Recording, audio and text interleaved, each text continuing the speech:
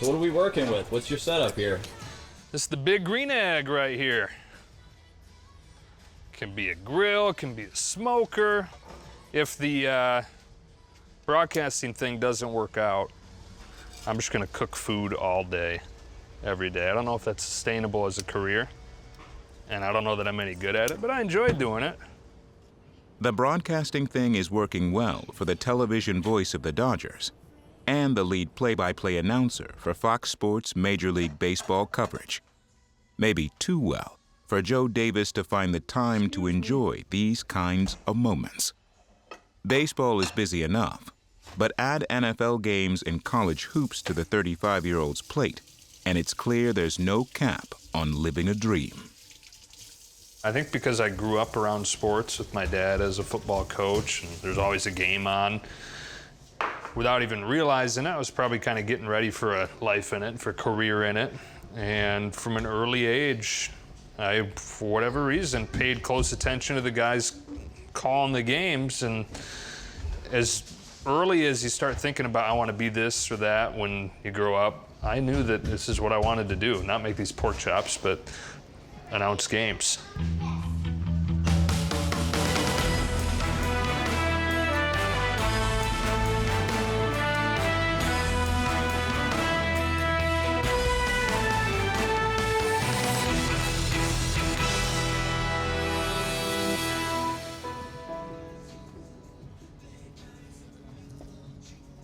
There you go. Blake, do you want to be an announcer or a player? Both, all right. As early as you start having thoughts like I want to be this or I want to be that when I grow up, I had a pretty good idea that this is exactly what I wanted to do. Good start. I think if you can figure it out at an early age, it can really be a kind of a launching point for you and can set you ahead of the curve. And I know that for me, it definitely did. Awesome. I'm gonna go do the pork chops, okay? We'll play catch again in a sec. Bad throw.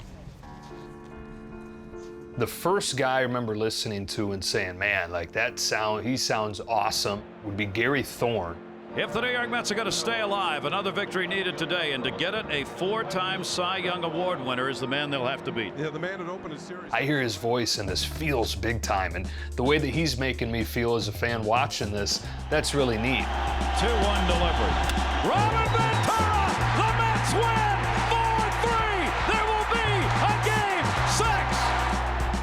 6! Grew up a Cubs fan, so first Chip Carey, and then Len Casper in the TV booth. There's a drive! Deep left center! Cubs win! And then the guy calling all the games that, you know, I remember early on in my childhood, all the biggest games would be Joe Buck.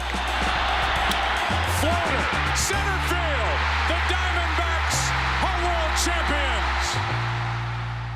By then, I definitely knew that it's exactly what I wanted to do. Davis spent his college days juggling football and broadcasting at Beloit College in Wisconsin. Play-by-play for the school's spring sports catapulted him to a summer job with an independent team, his first in professional baseball, where what he learned was far more than he earned. I was doing play-by-play of every game. I was in there making sales calls and everything, and I was not making $1. I don't think that that's legal, but I didn't care one bit. But when I'm getting paid not a dime and I'm showing up at, 8 a.m. after leaving at midnight the night before and I just can't wait to get there, that's when it really affirmed that I was in the right line of work. Here, you wanna hop up here? I can carry you up. We ready? Yeah. It's hot. It is hot, isn't it? All right.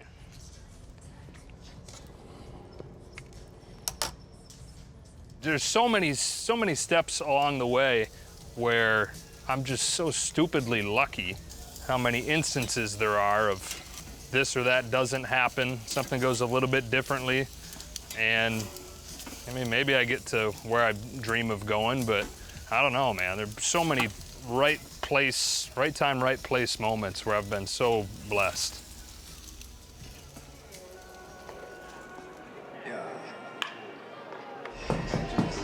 Hi, guys. Good to see you, Joe. Great to see you, too. How are things? Doing really well. Good. You guys came in last night, I'm guessing? We got in, yeah, Okay. like 7 o'clock. Grew up a Cubs fan and listened to Len Casper all the time in high school. And I think summer after my freshman year of college, I decided to write him a letter. And I was going to take it to Len and see if I could create a relationship with him. We get to the stadium, I reach in my pocket to grab the letter to hand it to the press box guy, and I can't find it. It's fallen out of my pocket. So I'm depressed about that. I see that I have a voicemail on my phone, and it's the owner of the Taco Bell across the street from Wrigley Field. And she said, hey, I just want to let you know, I have your letter. It's got a footprint on it, but somebody found it on the sidewalk, brought it in. Sure enough, 2 or 3 weeks later, I get an email from Len Casper, and that began a relationship. And it was still so early on, like I was a freshman in college, I think. So it wasn't for another couple of years that I think I sent tape. And you called me from then, and I still remember you said, you've got it. And you were the first person that ever told me that.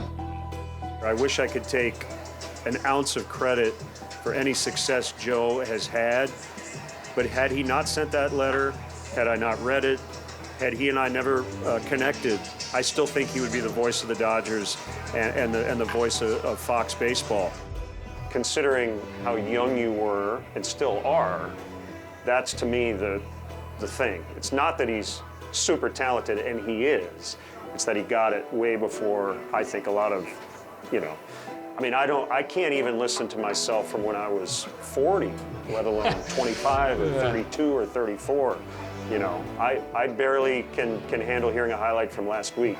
We're all sort of that way, I think. But there aren't too many days that go by now where I don't think about the way that Len and so many other guys made me feel as a young broadcaster, how significant that was to have that support from people I admired as I got my own career off of the ground. So I'm always trying to pass that stuff along because it's been such a meaningful part of my journey.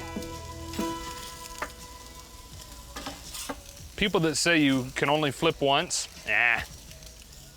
overrated. There's a method called scruffing. Adam Perry Lane came up with this, another LA chef, which is the opposite of only flip once. It's what it sounds like. You try to kind of mess with the meat, scrape the surface of the meat, give you more surface area, more of that nice char that you are looking for.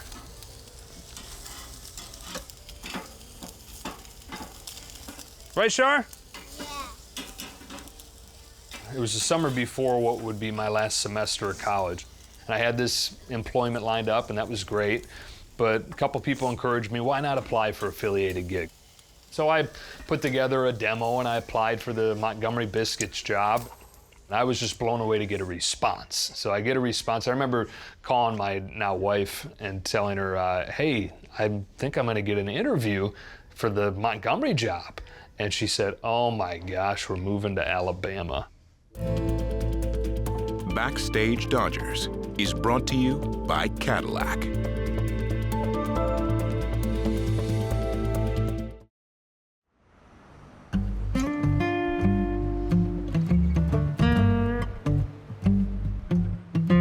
We're at the Biscuits Ballpark, Riverwalk Stadium, downtown Montgomery. We're talking with the voice of the Biscuits, Joe Davis. Hey, Joe. JT, good to see you, man. And I appreciate you joining us. So, first of all, let's talk a little bit about Out of college, moved down to Montgomery, Alabama for my first real job, first one I was paid. Doesn't seem like a big deal, Montgomery Biscuits, but it was. Doing AA baseball right out of college. I was 22 years old, and it was amazing. I mean, it felt like the big leagues for me. 2-1. Swung on and drill. Deep left field. Towards the wall. Wrigley with a grand slam. And just to have my own gig where I was the voice of a team, it was special. And that's a chance to really, kind of like a lab, to try out different styles. Gregorius strokes a line drive to second. Caught by O'Malley.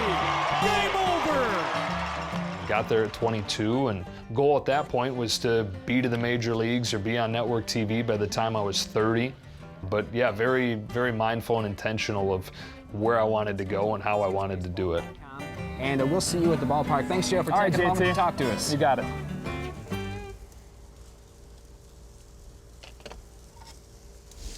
All right, so those are at the temperature we want. We're gonna let them come down so they stop cooking, and we'll glaze them and finish them, add another little layer of flavor in just a bit here. It's crazy. I think back, I mean, how many years ago were we in Montgomery? Not that many years ago. So it's been like just a fast moving process, but I knew he could do it.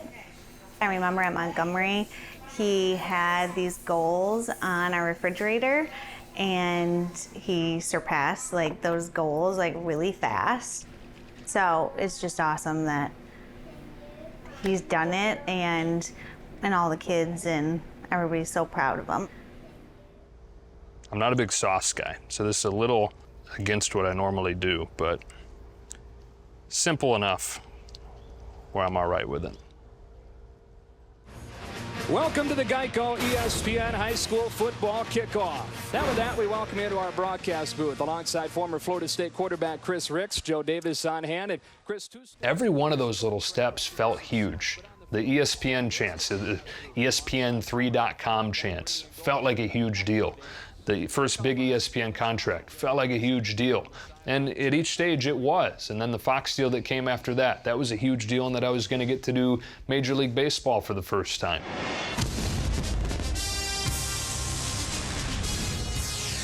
From St. Louis, welcome to Baseball Night in America as the Giants and Cardinals get ready to play Game 2 of this weekend series.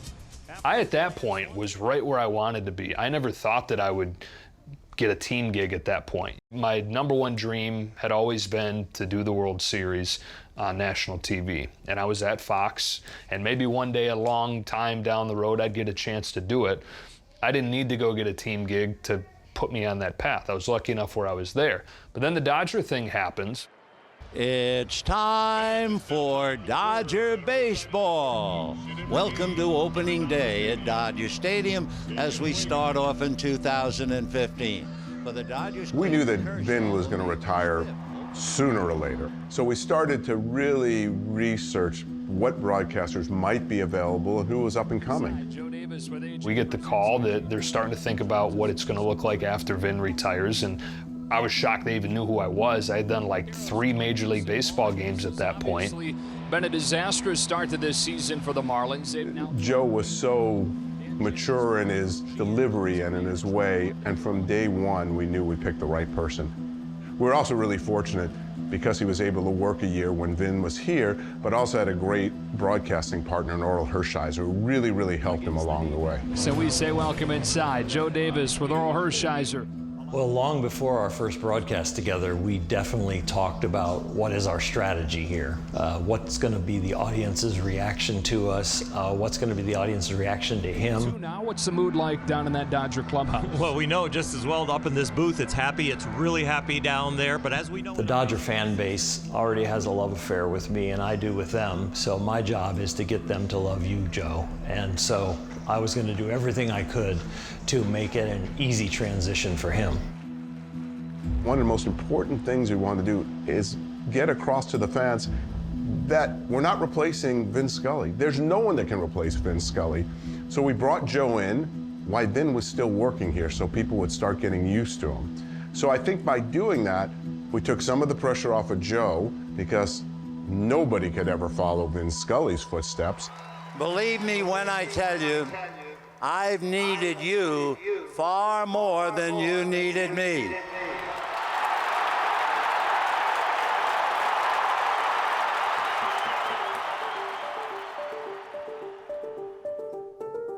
I'd be shocked if there wasn't a team in baseball who at some point didn't get a tape from Joe and so thought, if we ever have an opening, we're going to try to get him. So it's not only that he was fortunate to get the Dodger job, I think the Dodgers were fortunate to get him when they did as well. We sit so humbly inside the Vin Scully press box right now. Opening day is a great day, obviously, but it's different. It's not the same without Vin here. We recognize that. He was, is, always will be the Dodgers. Nobody's ever going to replace Vin Scully. I know I'm certainly not ever going to replace Vin Scully. but we can. I wasn't truly allowing myself to come through on the air because I felt like I had to be absolutely perfect to justify getting those chances. I had no business being in Montgomery at 22. I had no business doing ESPN at 24. Certainly had no business being the guy to follow Vin and be the voice of the Dodgers at 28. So I tried to be really perfect. I think the first thing that we talked about as far as strategy is parts of Joe's broadcast has to reflect what Vinny would do, like the story time. Dodgers scout that signed Clayton Kershaw wandered his neighborhood and asked his neighbors about him. The other thing was everything that he had to learn about Dodger history, Vinny had lived, and Joe was only learning through videos and books and studying. Jackie hit second that day, started at first base. Very first plate appearance came against a guy named Johnny Sane. Are we going to compare him to Vinny or the moments in their life that were so Vin Scully and Dodger? Yes, it's going to feel different. It's going to be different. Swing and a drive! Absolute madness! And I think the Dodger audience was very graceful in the acceptance of him because they noticed that this young man is very good. Moment after moment, memory after memory, the Dodgers have done it again! It's just been a perfect storm for me to come out here and take the job when I did, and not really realizing that it was going to be part of that journey to where I had always dreamt of going and calling the World Series. It's wound up being a defining part of that journey.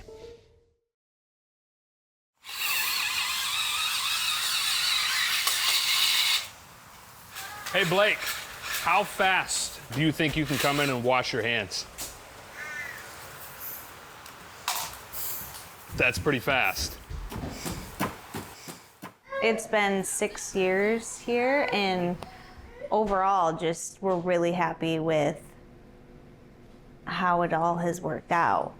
You know, with keeping Fox doing the Dodgers too. It's definitely busy, but you know, it's like the kids love seeing Daddy on TV. We can go to the games, and I mean, we're just really blessed to be in this position overall. Joe Davis with the Hall of Famer John Smoltz. Ken Rosenthal joins us in a bit. Both these teams came into the season, as they always do, with massive expectations, but both... To say Joe Davis is busy is an understatement. Seemingly, we see and hear him everywhere. Dodgers, MLB, NFL, college basketball. What we don't see or hear is the preparation, the travel, the work that Joe Davis puts in to continue pursuing the dream that he lives. You go back to when I first started to want to do this job. Had you asked me as a kid, okay, you can pick one game, what do you want to do? I'd say Game 7 of the World Series. Here it is! The Washington Nationals are world champions for the first time in franchise history. And who was calling the World Series when I was most impressionable, you know, that perfect fan age of about 10 years old? It was Joe. That's when Joe Buck started doing it. Dodgers have won it all in 2020! If you had asked me like 5 years ago even, I would have said if I don't become the #1 somewhere, I feel like I'm failing. But then had you asked me 2 years ago, I would have said, you know what? I got a great wife. I got a healthy family. I love my kids. I love doing Dodger games. Like, I'm good right here. That's when it all broke for me, and I got that dream gig of calling the World Series. I told her the week before that it was maybe gonna happen. I don't know if you remember, but we were at the park. Remember sitting at the park on the bench? And I told you that Daddy has always dreamt of this, and there's a chance it might happen. And so whatever you wanna do, what do I always tell you? Work hard. And you can do whatever you want, right? And so, but I didn't know if that hit home, but then, yeah, when you go into the classroom and she had the day that she got there, told the teacher, my dad got the World Series, and realized what a big deal it was. I went back in the car and completely lost it right away. Kind of a, yeah, you know, lose it probably more than I should, more than I care to admit, but love you. Welcome to Houston, Texas. Welcome to the World Series. It's game one between the National League champion Philadelphia Phillies and the American League champion Houston Astros.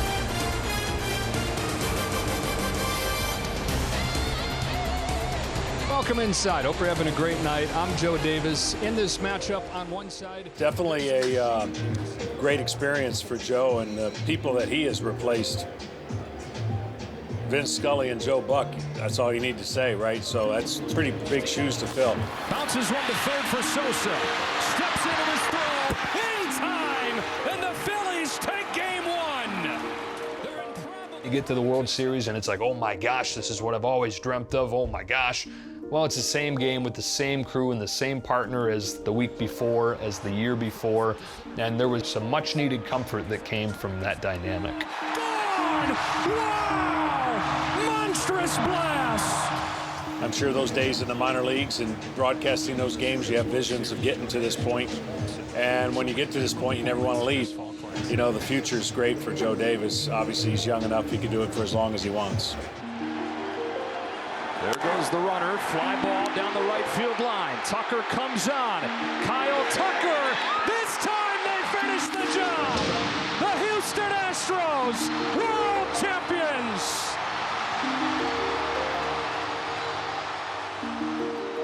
I hope that Post-it note was a little bit bigger on the refrigerator. Love to be the voice on the World Series. Love to be the national voice for the Baseball Classic and the All-Star Game. Love to be the voice for the World Series. Because that Post-it note was a really hard one to accomplish, but he's done a fine job. I thought he did an amazing job in his first World Series, and I'm looking forward to hearing the second. Boom. You want a bite? It's pretty good. I don't know if I'm supposed to eat it on camera. I shouldn't eat in front of you, but I'm gonna. It's pretty good. A big part of what has defined taking over that World Series chair is who sat in it before me. Similar to how what defines the Dodger job is that Vin did that job at the highest level for 67 years. And to somehow be the one who's following him, it's part of what makes the whole thing still mind-blowing for me. This is the best. We got family and food and a day off of baseball. We like baseball too, but. Doing nothing. Yeah, you know? nothing but hanging out. Yeah. It's cliche to say I'm living my dream and I'm doing exactly what I've always wanted, but I am. And if I get to do this for the rest of my career, gosh, and I continue to have the most amazing family in the world, I'm the luckiest guy in the world. So as long as they'll let me keep doing what I'm doing right now, I'm gonna keep on doing it.